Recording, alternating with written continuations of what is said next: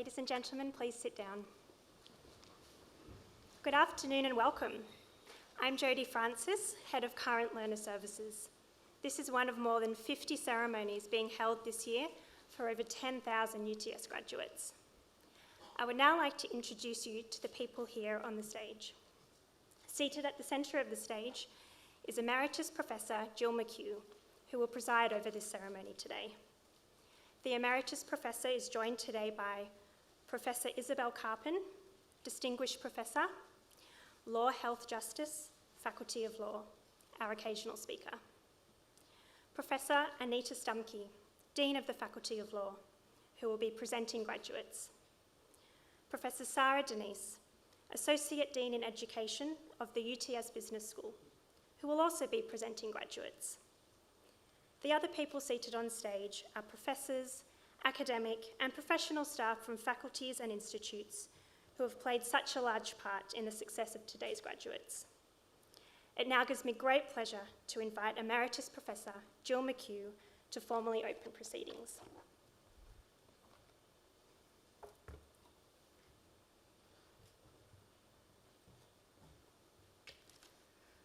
Good afternoon, everyone, and a very warm welcome to UTS.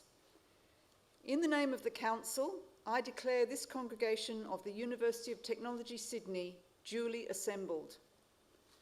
On behalf of the University of Technology, Sydney, before we begin proceedings, I would like to acknowledge the traditional owners of the land on which we meet and celebrate, the Gadigal people of the Eora Nation. It is upon their ancestral lands that this UTS campus stands. I would like to, on behalf of all of us, pay respect to the elders both past and present, acknowledging them as the traditional custodians of knowledge for these lands. In today's graduation ceremony, we will celebrate the conferral of awards upon graduates from the Faculty of Law and the UTS Business School. This marks the great achievements of our graduates, and we will also acknowledge the support they have received from their family and friends. So I'm delighted to see so many of you here today celebrating with our UTS graduates. Today's ceremony is one of the most important moments in the lives of graduates, their families and their friends. Completing a degree is a significant achievement in anyone's life, and we should never underestimate the efforts and the sacrifices that you graduates have made to get here, and in many cases of the families as well to help you. We will celebrate with each graduate as they cross the stage, but perhaps we'll commence now by congratulating our graduates. Congratulations.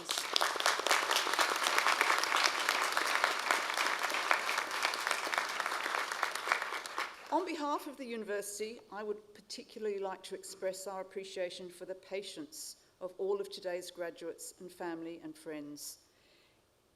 In waiting out the pandemic to attend this special milestone event, you have suffered a difficult 2 years, as have people from all corners of the globe. And today we acknowledge the impact on our UTS community and celebrate our resilience. We're delighted that you're here today, and we hope it will be a memorable occasion for all of you.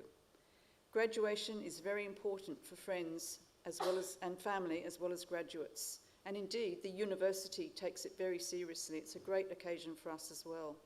So on behalf of all of us at UTS, and in concert with our graduates, I'd like to say thank you to the family members and friends joining us here today for your support.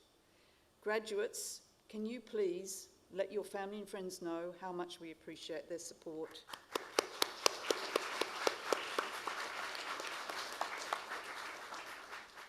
I'll just say a couple of things to our graduates. Getting a degree is a turning point in your life, and today, although some of you have already been at work with your degrees, you will graduate from a world-leading University of Technology, and we are Australia's #1 young university. At UTS, you have gained much substantive knowledge. You've learnt many new skills, you've realised how to communicate your ideas and how to work effectively with others. And for some of you, this has occurred in an international context. But for all of you here, This graduation today marks your emergence as a global citizen. You will be held in high esteem thanks to the high-quality education you have received and the recognition of UTS internationally.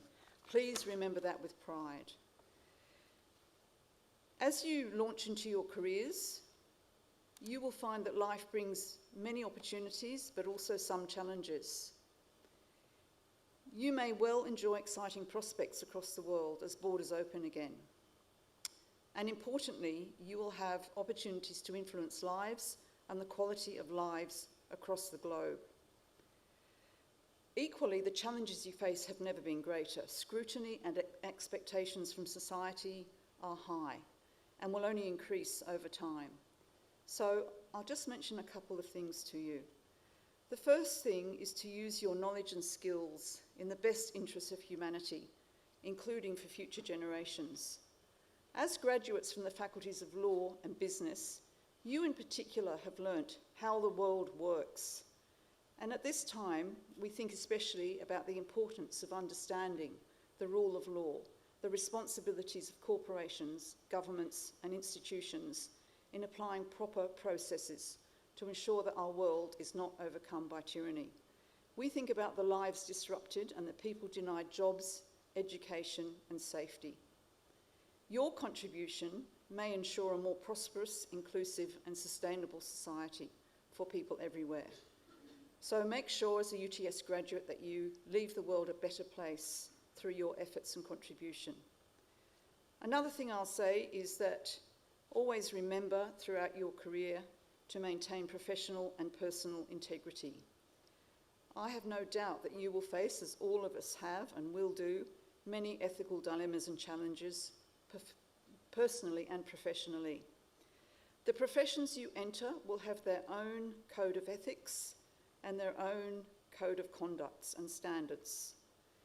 You serve not only yourselves in your career, but also your profession and your clients and the community at large. So if in doubt, always consult the requirements of professional conduct and ethics for whatever profession you join. We don't want to read about you in the newspapers for the wrong things, and you only have to read the papers to see what I mean.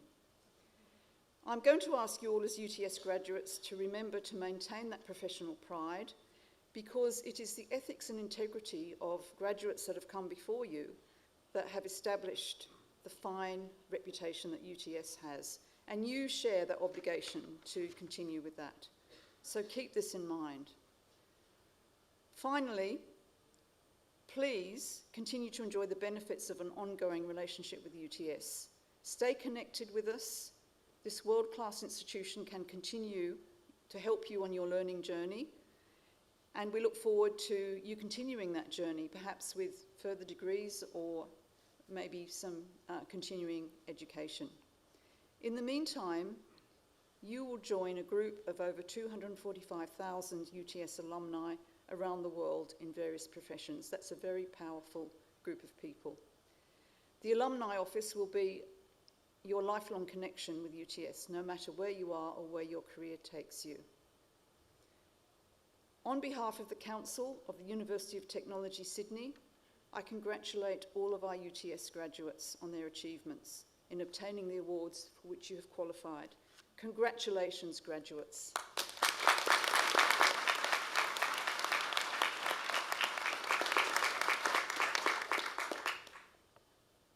I now invite Professor Anita Stumke, Dean of the Faculty of Law, to present graduates. Emeritus Professor McHugh, I invite graduates in the Faculty of Law to stand.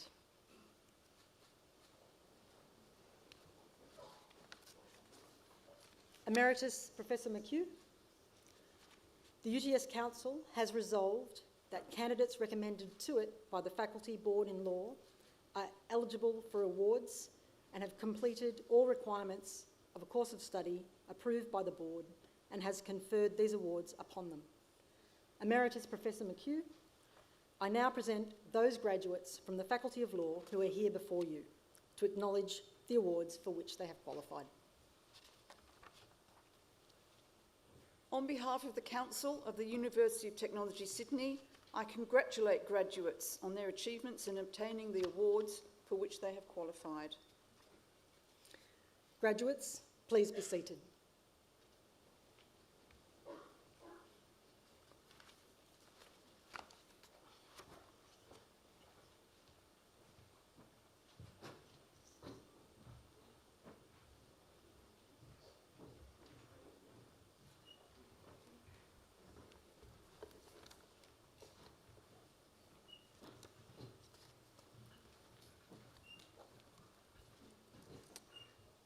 The following students have graduated with a Master of Intellectual Property: Paul Joseph Nolan.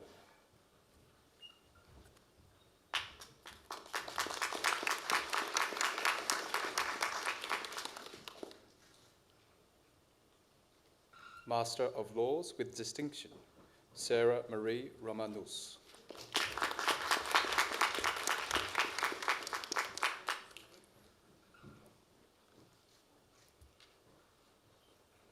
Anastasios Zarkos.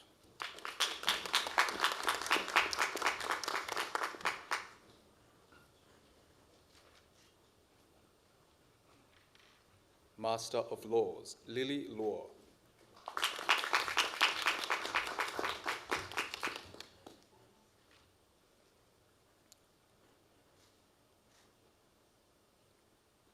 Rebecca Nguyen.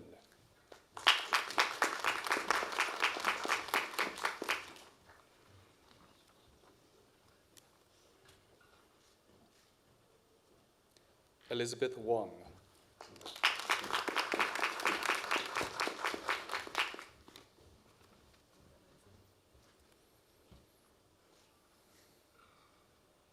Bachelor of Laws, Honours with First Class Honours, Sebastian Somerset Davies Mills.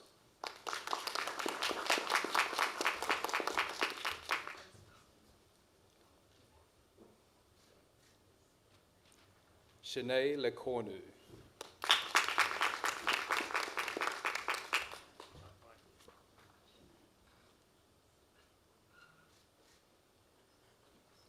Bachelor of Laws, Honours with First Class Honours, Bachelor of Business with Distinction, Renata Tsvetkovska.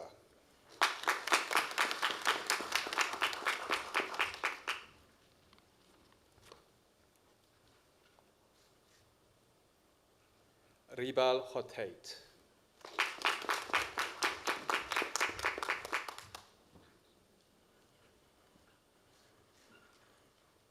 Irisa Rashid.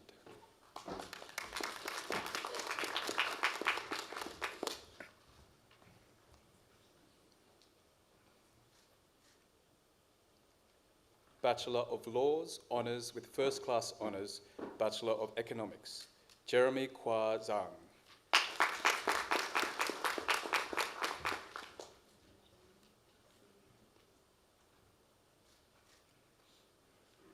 Bachelor of Business with Distinction, Bachelor of Laws, Michael Absel.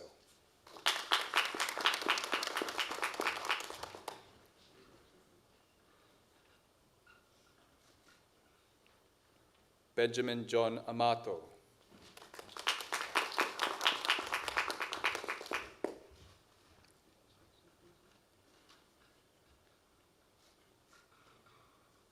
Raimi Bajpai.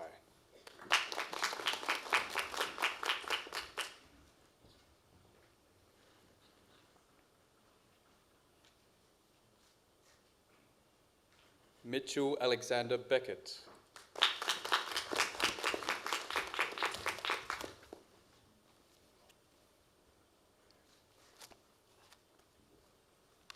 Selena Beschneider.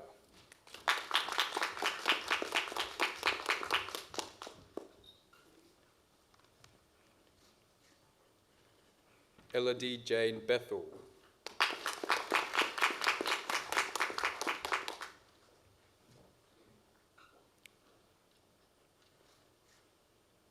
Jolene Chua.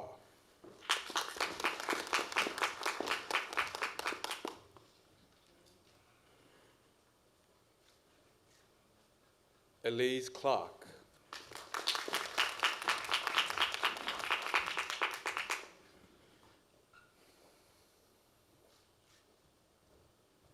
Liam Covey.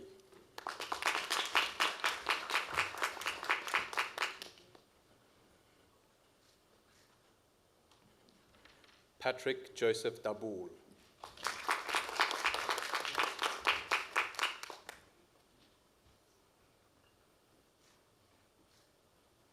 Tasman Daly.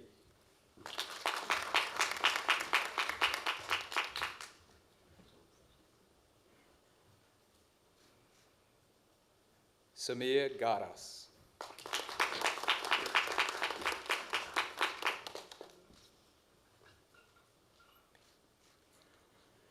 Pia Francesca Gonzalez.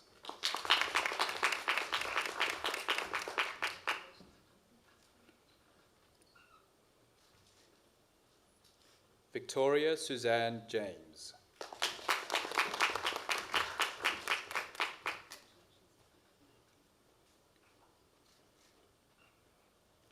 Eleanor Kenny.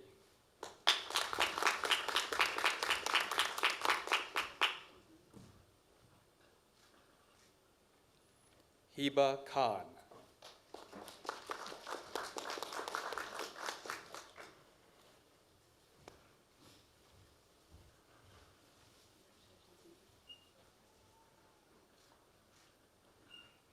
Rachel Nicole Landers.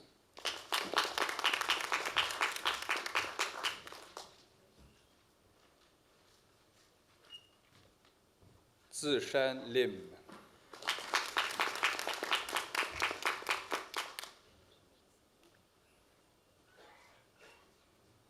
Michelle Yang Lu.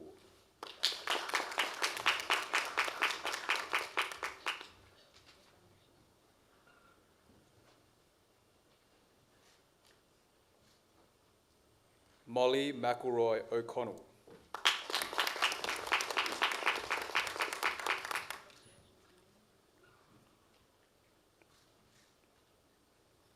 Sandra Milisavljevic.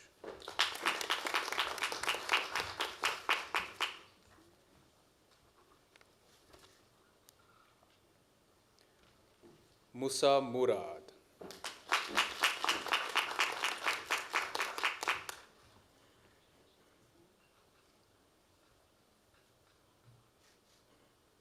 Helen Ngo.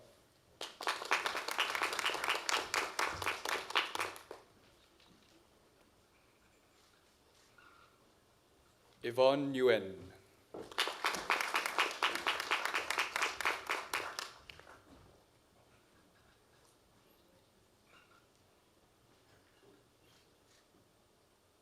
Hugh Keith Pierce.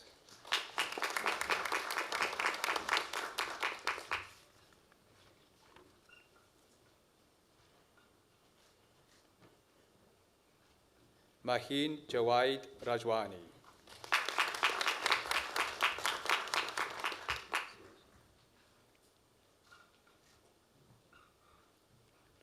Zachary Matthew Delau Salalila.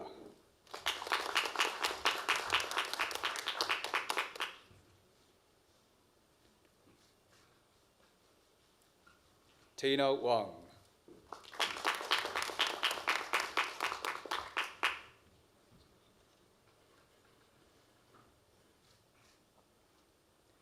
Adrian Zagami.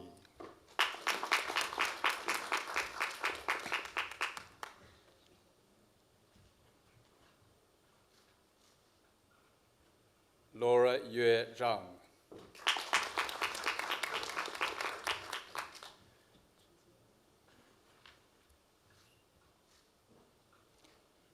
Bachelor of Business with Credit, Bachelor of Laws, Fatima Bashir.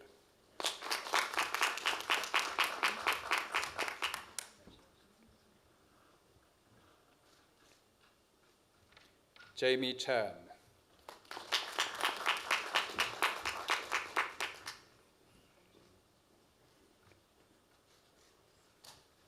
Elton Chen.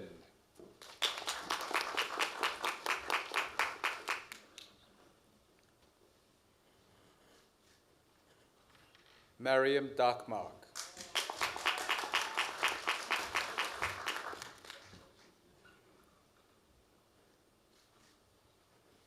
Caitlin Devani.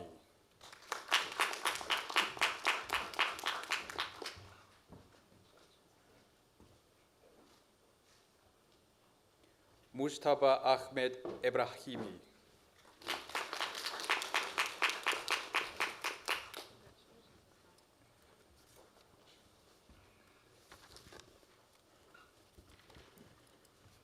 Amila Farhan.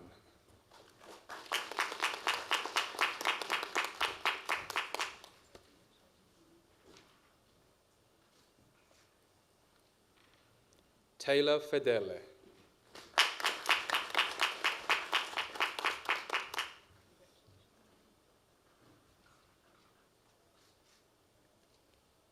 Nabila Haidar.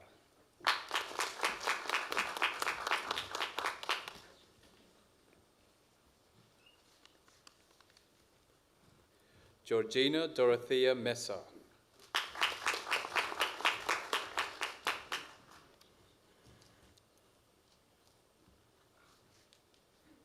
Monique Haresto.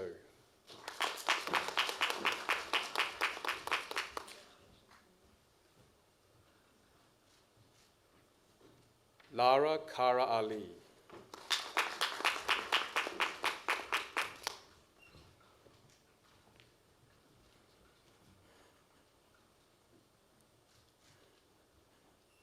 Layoka Marie Kay.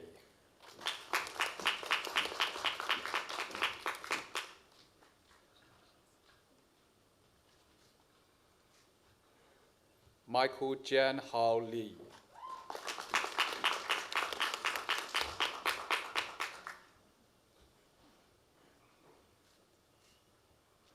Joshua Lidge.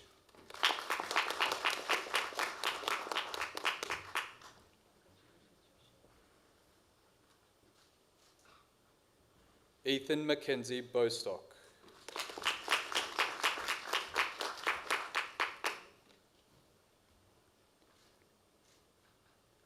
Rad Monir.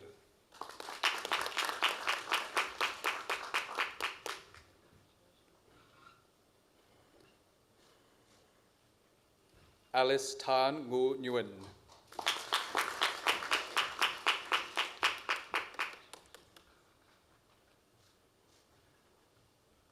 Vivian Nguyen.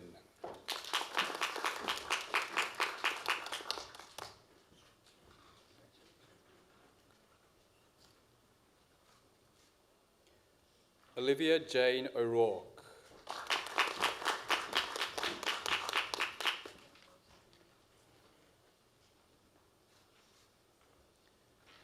Peter Nicholas Hertulis.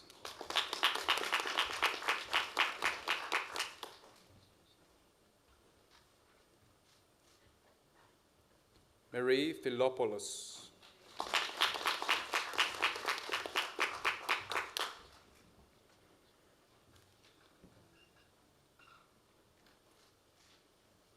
Alessandra Antonia Romeo.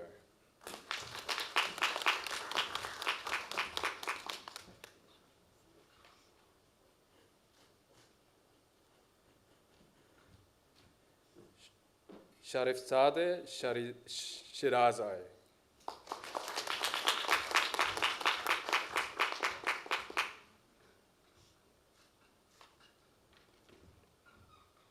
Inderprit Singh.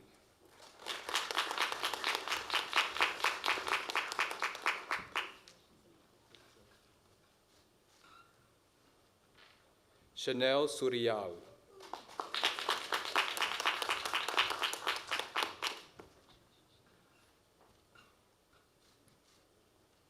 Stephen Tang.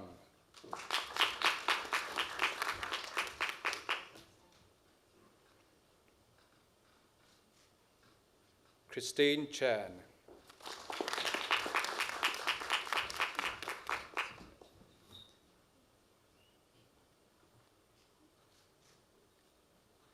Christopher Zignas.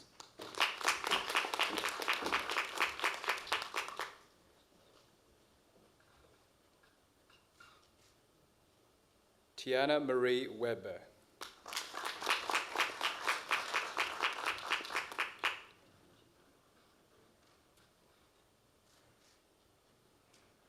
Lily Yan Yan Xue.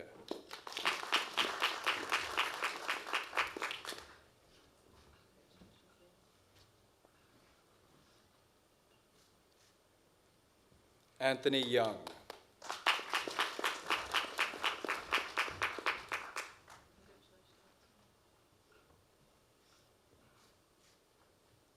Bachelor of Business, Bachelor of Laws. Lauren Abu Risk.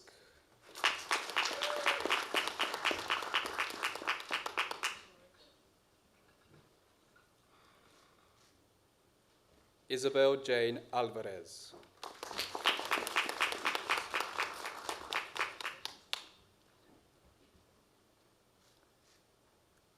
Furwa Asif.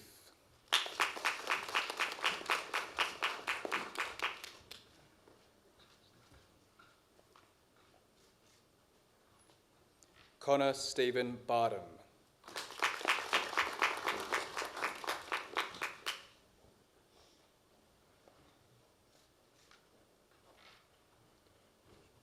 Joshua De Horsha.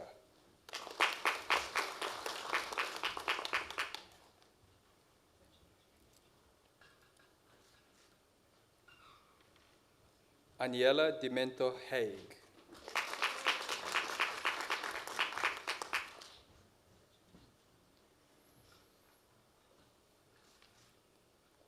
Ziyu Guo.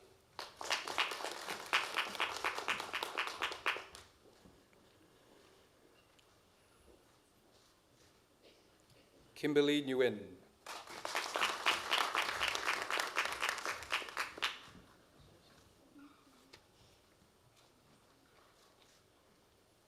Simon Chuang.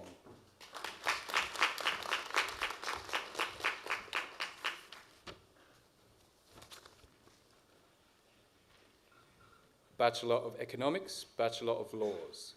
Justin Pasqualino.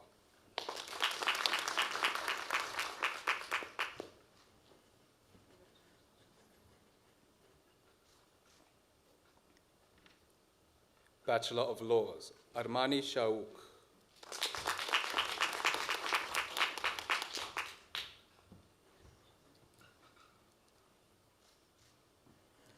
Luke Thomas Chapman.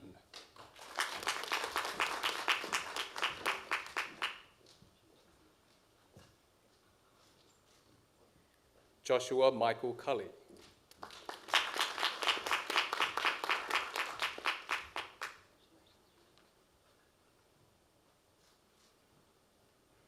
Sabrina Ebrahimi.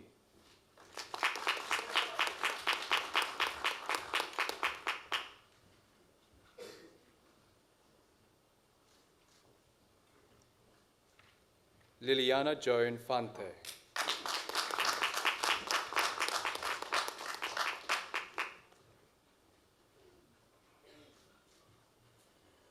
Daniel John Ivers.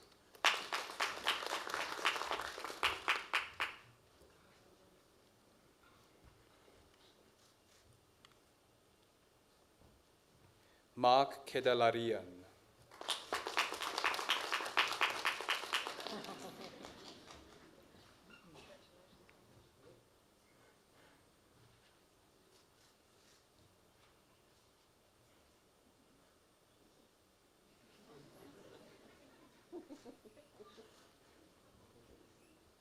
Gemma Kathleen Kerr.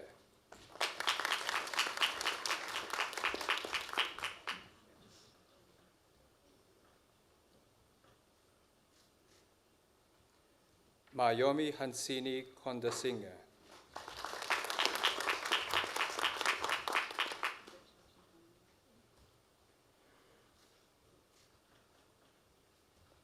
Van Bao Lam.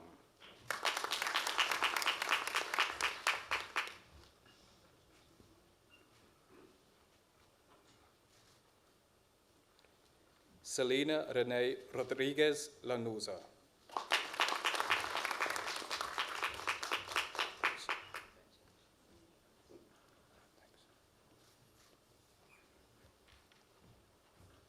Angelo Nestoras.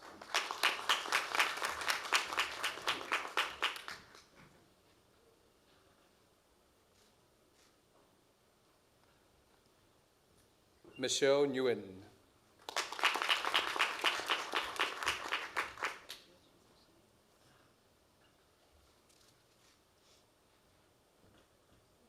Heba Neem.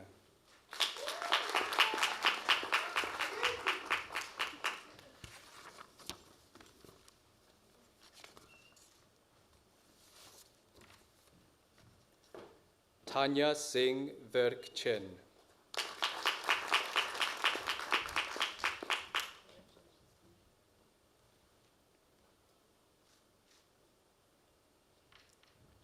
Raymond Sun.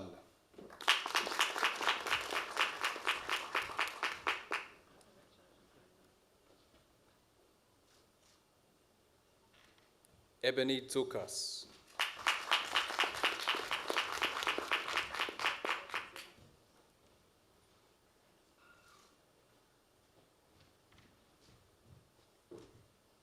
Master of Laws, Putul Suryani.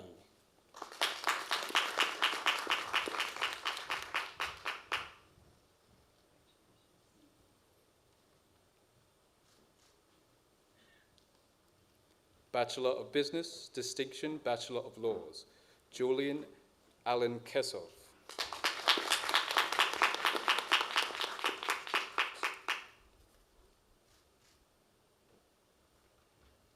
Bachelor of Business with Credit, Bachelor of Laws, Elvin Evan.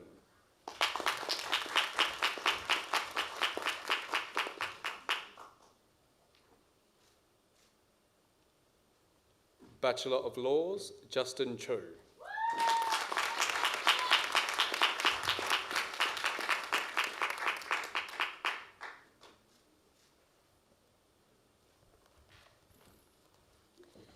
Emeritus Professor McHugh.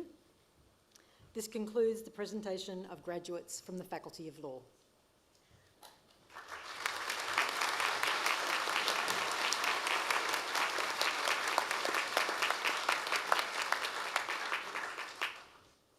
I now invite Professor Sarah Denise, Associate Dean of the UTS Business School, to present graduates.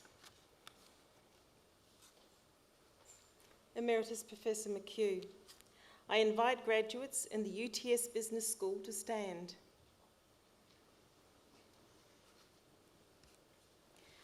Emeritus Professor McHugh, the UTS Council has resolved that candidates recommended to it by the Faculty Board in Business as eligible for awards have completed all the requirements of a course of study approved by the Board and has conferred these awards upon them.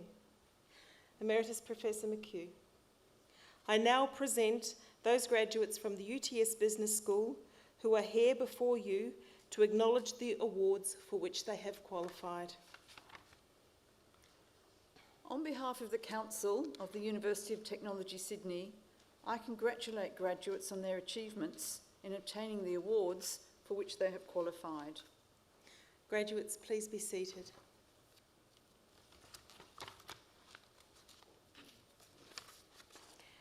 Emeritus Professor McHugh, we will now present to you our coursework graduates receiving awards today.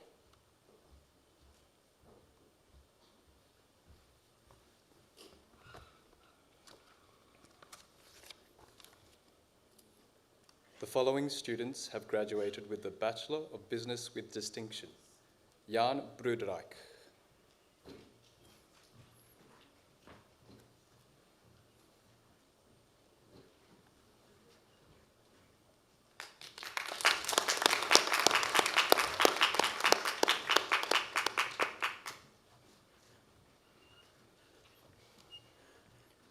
Juliana Carlo.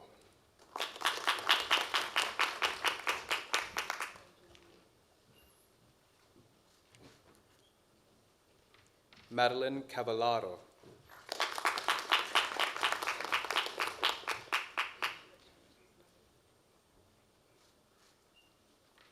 Susan D'Souza.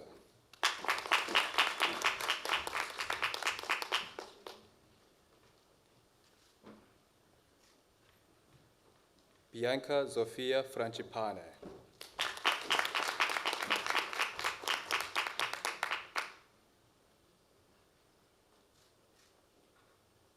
Natasha Hu.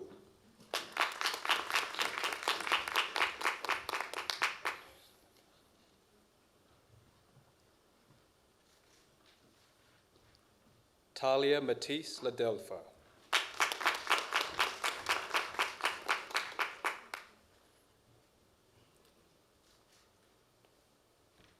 Natalie Mack.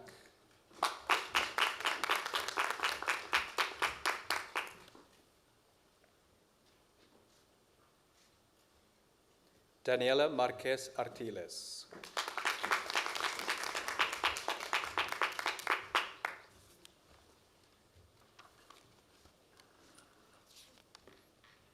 Joseph Kevin McLean.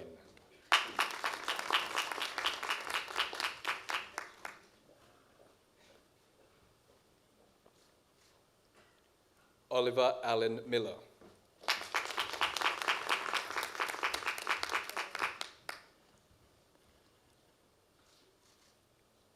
Victoria Louise Moliterno.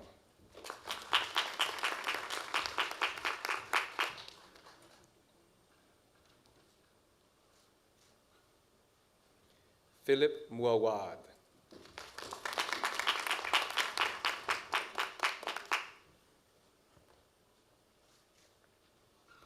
Brandon Robert Allen Ung.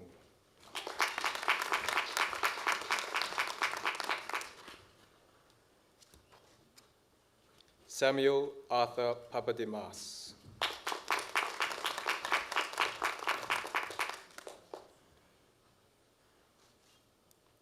Claire Ellen Peters.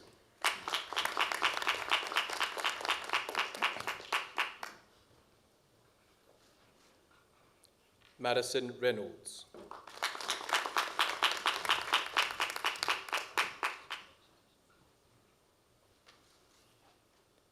Jordan Luke Simons.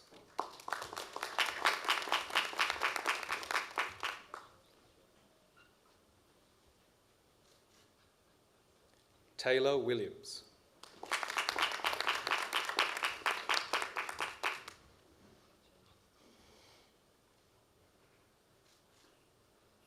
Amelia Purcell Wright.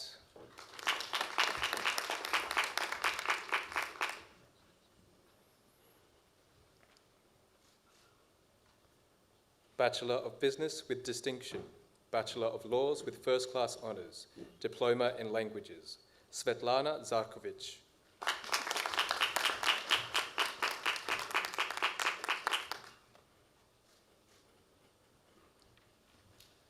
Bachelor of Business with Distinction, Diploma in Languages, Caster Troy Kalma.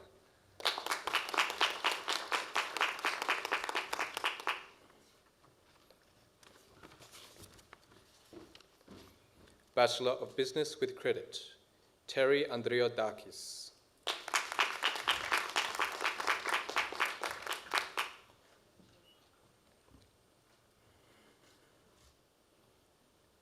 Mia Chanel Aquilina.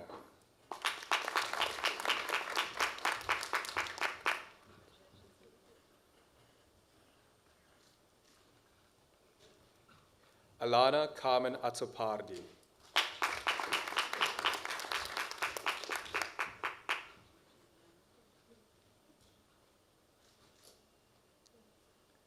Caitlin Badawiya.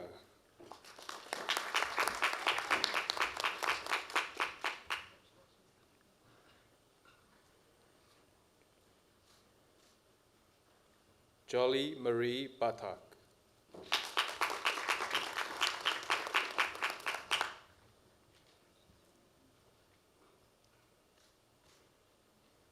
Matthew William Beattie.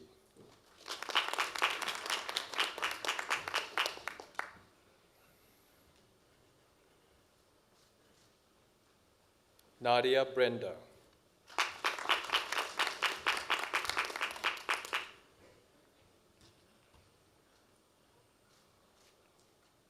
Tara Jane Brown.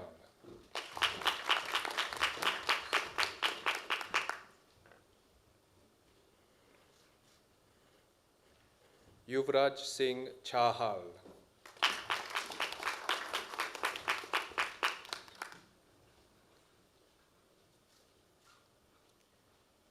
Timothy Chung.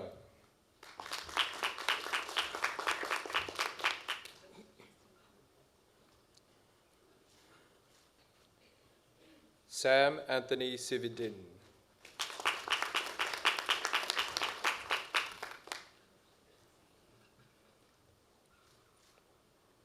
Lucinda Fayad.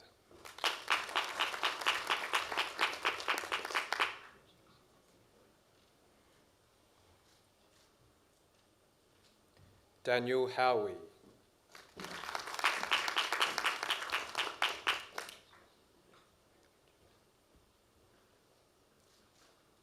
Hayley Jepson.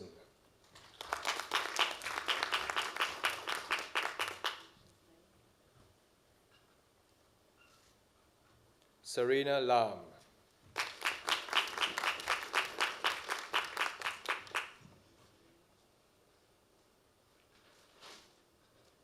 Zoe Lara.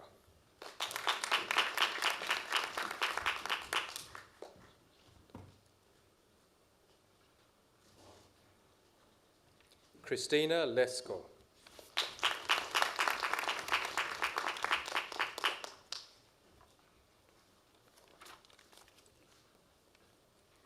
Hannah Frances McCormick.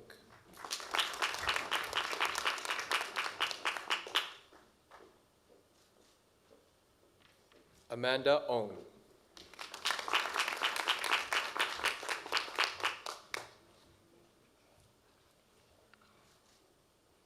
Ettore Pacilli.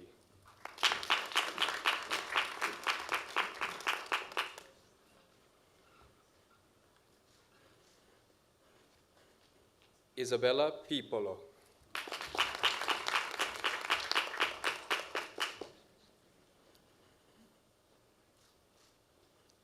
Bianca Slaveski.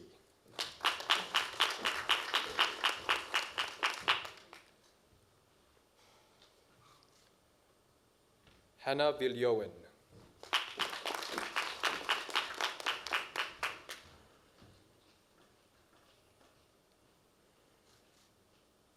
Ingrid Williams.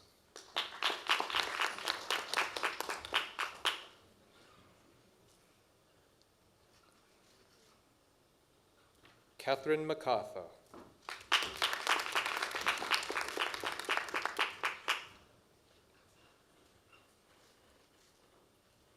Bachelor of Business with Credit, Diploma in Languages, Alishi Lee.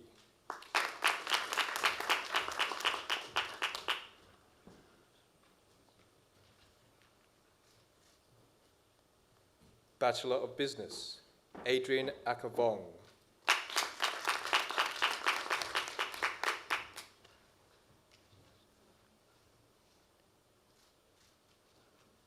Milos Arsenic.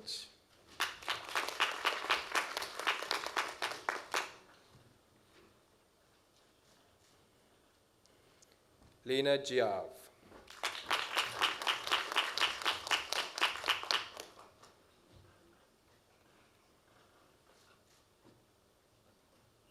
Dennis Yanakoulias.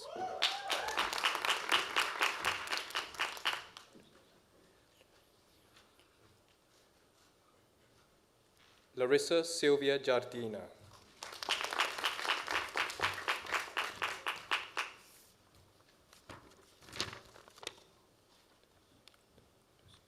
Mariana Helidoniotis.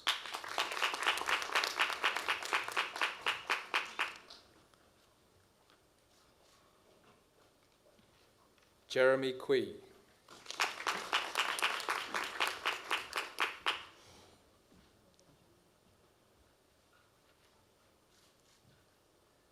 Dale Rivera.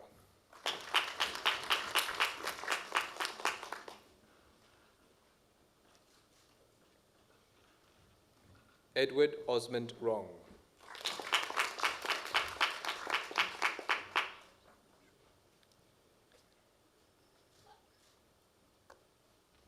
Praksh Selvaraju.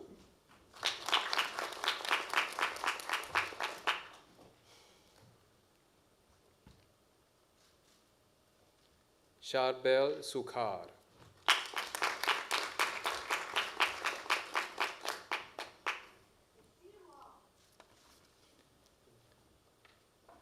Ebony Carolyn Tavita.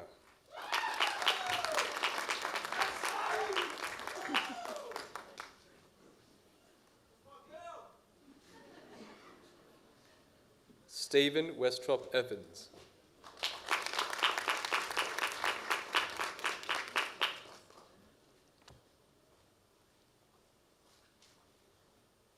Shan Di Zhu. Needing of a hand.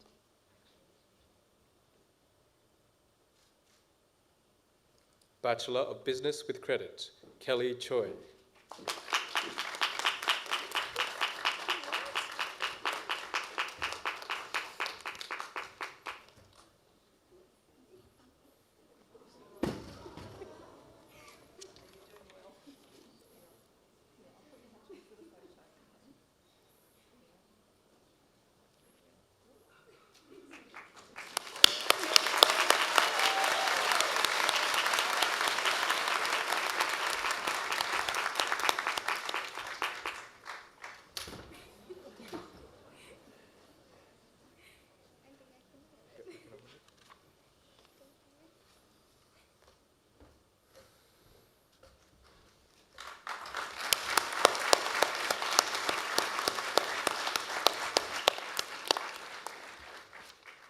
Emeritus Professor McHugh.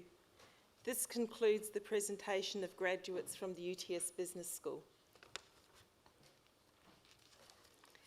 Emeritus Professor McHugh, before I introduce the occasional speaker, I wish to add my congratulations to our new graduates.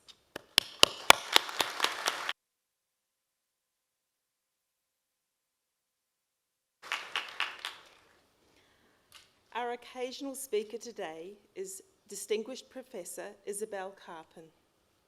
Professor Carpin researches on the bioethical implications of laws governing reproductive technologies, genetic testing, and disability.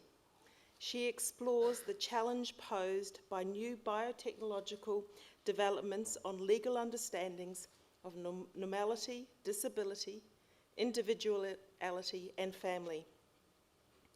She has a Bachelor of Arts and a Bachelor of Laws from Sydney University, a Master of Law from Harvard University, and a doctorate from Columbia University.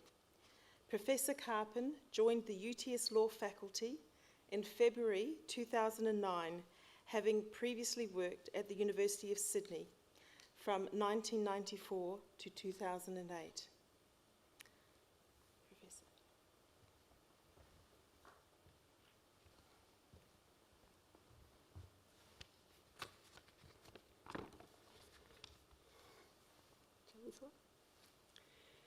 Emeritus Professor, Vice-Chancellor, members of Council, staff, distinguished guests, graduates, and family and friends. I too would like to acknowledge the Gadigal people of the Eora Nation, upon whose ancestral lands this UTS City campus stands. I pay my respects to the elders, both past and present, acknowledging them as traditional custodians of knowledge for these lands. Graduates, well, you did it. Bushfires, COVID, floods, you made it through all that. And amazingly, still so much is ahead of you. Congratulations.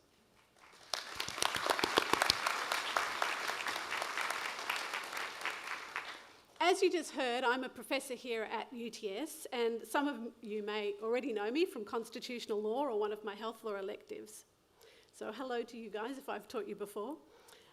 Teaching is one way that I seek to have an impact, equipping students with the critical and analytical skills to not only understand the law, but to change it for the better. And in that regard, I'm immensely proud of the achievements of our UTS graduates, and I have high expectations for all of you.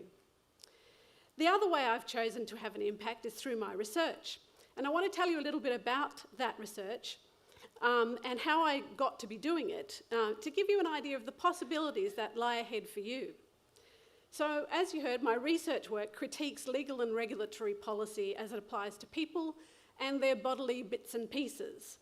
The founding principle of my work is that for a just society, we need to construct our legal system inside an understanding of our inevitable dependencies on each other. So if COVID has taught us anything, it is that we are all intimately interconnected in our bodies as well as our minds. So if that all sounds a bit abstract, maybe I could turn to some questions that I researched to give you a sense of what I do. So for example, one of the questions I look at is, should it be legal to create a baby with 3 genetic parents rather than the usual 2? And this is not science fiction. This is something that is now legal in the UK, but not here in Australia.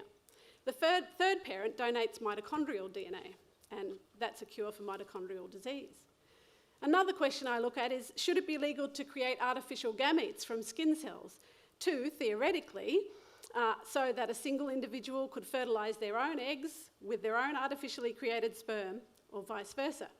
And yeah, that one is a bit closer to science fiction, but there have been some success in creating gametes from skin cells, just male gametes only at this point. And straight from last Friday's news, should there be universal government-funded access to pre-pregnancy genetic testing? And if so, how should it be regulated? On Friday, if any of you noticed, the government announced $80 million in funding so that parents planning a pregnancy could get free genetic testing for serious genetic conditions. And while that sounds fantastic, ensuring that rich and poor alike have equal access, it's never that simple. If I asked everyone here what they thought was a serious versus a non-serious genetic condition, I suspect your answer would depend on your experience of disability. Perspective is everything, and I urge you to challenge yourselves to think outside your immediate context. No one approaches these questions from a perspectiveless position. Sorry, that's a hard one to say. Indeed, many people in the disability advocacy and rights community are concerned that state-supported genetic testing to avoid disability is ethically problematic and directs funds away from people living with disabilities. And this is not just something for the lawyers to think about either. Business grads, health services are big business. Genetic testing is a big business. And one project I'm currently working on is how we might better regulate the commercialisation and corporatisation of assisted reproductive technology services. So when health services operate like big business, you inevitably come up against the question of profit versus treatment. And there have been some instances where what they call in the fast food industry, upselling has occurred. So would you like fries with that burger in the assisted reproductive technology context becomes, and for those of you who are squeamish, close your ears, would you like a uterine scrape with that artificial insemination? Okay, sorry about that. Let me tell you a bit about how I got to be doing this work that I love, as it might offer you some insights into the opportunities and unexpected paths ahead for you. My path has been anything but direct. When I first graduated in 1987, yes, I'm that old, I went straight into one of the major law firms. It was an incredibly good training ground, and I liked the work, but gender inequality in the legal profession was a serious problem. Women partners were few and far between, and as I discovered, judges were still refusing to let women lawyers wear trousers in court. And sexual harassment was lamentably common. So while I felt fortunate having somewhere to work where the pay was good and I was on a career path that so many of my mother's generation could only dream of, I also knew that I needed to explore work that was aimed at fixing inequality. After about a year, I took the plunge and applied for a legal officer position at the Human Rights and Equal Opportunity Commission. And I went from commercial lawyer to human rights lawyer just like that. It was a risky decision, but it was the right one. At the Human Rights Commission, I met people who challenged me to not just embrace opportunities as they arose, but to create my own opportunities. I met an extraordinary woman called Hester Eisenstein, who was a New York human rights activist. You should always be on the lookout for someone like Hester. If there's an extraordinary person, get to know them and find out what they do and how they got to where they are. She gave me lists of people to meet in New York and who were actively changing things for the better. And so when my partner started applying for graduate programs in the US, I decided to apply too, and if I got in, go with him. I'm still with him 35 years later, and I still quite like him. I might have left this bit out of my speech, but as I was advised, but I guess I wanted you to know that, of course, I have a personal life too, and have had to make decisions all along the way throughout my career that juggle my personal life alongside my work life, and it's never simple. So, full disclosure, although I had topped a couple of courses, subjects, overall I was not a top student. So I was shocked when I got into the Harvard LLM program. I did not even have honours. I tell you this because I know there are lots of you who are super smart. I mean, I've taught a lot of you, so I know that, but who might not try for these things because you've been told that only the top few get these things. That simply isn't true. I built my application around the subjects I did well in, my work experience as a lawyer and in human rights, and the same advice applies to the business grads. I have a close relative who just finished his MBA at Harvard, having successfully applied, even though he only had a second-class honours degree in biotechnological engineering. And if you're continuing to rule yourself out because it's so expensive, which it is, he, just like me, managed to cobble together enough scholarship money to cover the massive fees. It can be done. But I'm not saying that you all should go to Harvard. In my example, Harvard just simply stands in for the place you want to be, the job, the training opportunity, the experience. Look over your degree with pride, of course, as a record of where you found yourself really inspired or engaged, and use that as a guide to take yourself forward. Narrow in on your skills and passions and build on those. Slough off the rest. Don't let the other stuff hold you back. After I got my LLM from Harvard, I sat and passed the New York bar, which was a nightmare, and did some interviews with some law firms, but I realised my heart was not in returning to a firm. Instead, taking a risk again, I pitched a short course to teach at the New School for Social Research on women, law and the media, a progressive university in New York. And again, to my great surprise, they said, okay, why not? The takeaway again is, if you have an idea that might work, put it out there. That was just a casual teaching gig, but it gave me the teaching bug and set me on the path that ultimately got me here. I decided if I wanted to teach, I needed a doctorate. I applied to Columbia, where another amazing woman and feminist legal theorist, Professor Martha Feynman, became my doctoral supervisor. She's still my mentor today. And she's also responsible for me wearing these stunning pale blue robes, which I'm sure you're all wondering why I'm dressed in this blue gown that looks like something out of Harry Potter. Well, these are the doctoral robes for Columbia University in New York. Okay, so now that you all have your newly minted degrees, a world of opportunity will open up for you, and I encourage you to be open to it. Try different things and make a difference while you do it. If you'll permit me to revive a term from 2011, YOLO, right? I know that it's been a tough few years, and with climate change and unrest in Europe, you might be feeling it's hard to motivate yourself.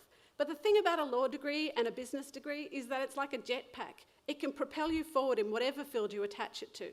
So think about what you love and find a way to marry that with what you do. And when you do, think about how you can do it while making the world a more just and equal place. Good luck, everyone, and come see me sometime and tell me how you got on. I'm in building 2.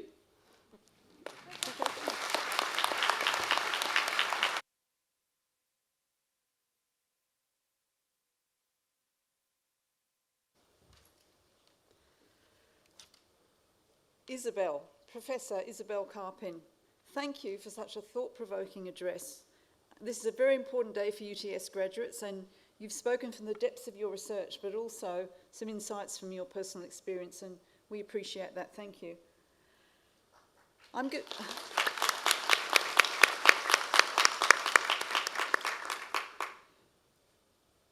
I'm once again going to acknowledge the family and guests who are here with us today, but also those at home or watching. And on behalf of the graduates, thank you for your support that you've shown to our students throughout their studies. So let me say this with the very best wishes and pride of the university. May that go with each and every one of you UTS graduates, and congratulations again.